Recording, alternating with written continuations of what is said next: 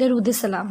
اللہ کے آخری رسول محمد صلی اللہ علیہ وسلم ساری انسانیت کے لیے ہدایت اور رہنمائی کا سرچشمہ ہیں، اور ان سے محبت کا اظہار صرف اسی طرح کیا جا سکتا ہے کہ انسان ان پر درود بھیجے، جیسا کہ اللہ تعالیٰ نے قرآن مجید میں حکم دیا کہ بے شک اللہ تعالیٰ اور اس کے فرشتے نبی صلی اللہ علیہ وسلم پر رحمت بھیجتے ہیں، اے ایمان والو تم بھی ان پر درود سلام بھیجو۔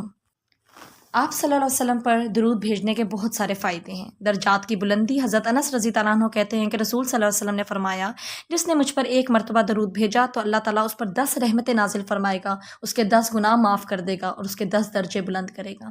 اسی طرح ایک اور جگہ آپ صلی اللہ علیہ وسلم نے فرمایا، جس نے 10 مرتبہ صبح اور 10 مرتبہ شام مجھ پر درود بھیجا، اسے روز قیامت میری سفارش نصیب ہوگی۔ پھر درود دکھوں اور غموں سے نجات کا ذریعہ ہے۔ آپ صلی اللہ علیہ وسلم سے ایک صحابی نے پوچھا کہ میں آپ پہ درود بھیجتا ہوں تو میں اپنی دعا میں کتنا وقت درود کے لیے وقف کروں؟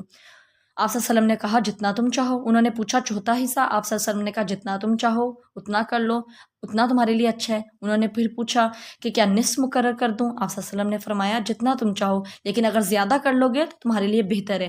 پھر انہوں نے پوچھا 2/3 مقرر کر دوں؟ آپ صلی اللہ علیہ وسلم نے فرمایا جتنا تم چاہو، لیکن اگر اس سے بھی زیادہ کر لو گے تو تمہارے لیے بہتر ہے۔ پھر انہوں نے کہا کہ کیا میں ساری دعا کا وقت درود کے لیے وقف کر دوں؟ آپ صلی اللہ علیہ وسلم نے فرمایا یہ تیرے دکھوں اور غموں کے لیے کافی ہوگا اور تیرے گناہوں کو بخشوانے کا سبب بنے گا۔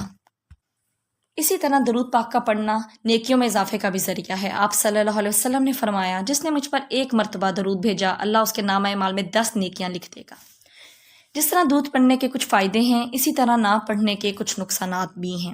آپ صلی اللہ علیہ وسلم نے فرمایا جس کے سامنے میرا نام لیا جائے اور وہ مجھ پہ درود نہ پڑھے تو وہ بخیل ہے۔ اسی طرح ایک اور جگہ فرمایا جو مجھ پر درود پڑھنا بھول گیا اس نے جنت کا راستہ کھو دیا۔ ایک اور جگہ آپ صلی اللہ علیہ وسلم نے فرمایا جب تک مجھ پر درود نہ بھیجا جائے تو کوئی بھی دعا قبول نہیں ہوتی۔ اللہم صلی علی محمد عبدک و رسولک کما صلیت علی ابراہیم وبارک علی محمد وعلی آل محمد کما بارکت علی ابراہیم۔ اللہم صلی علی محمد وعلی آل محمد۔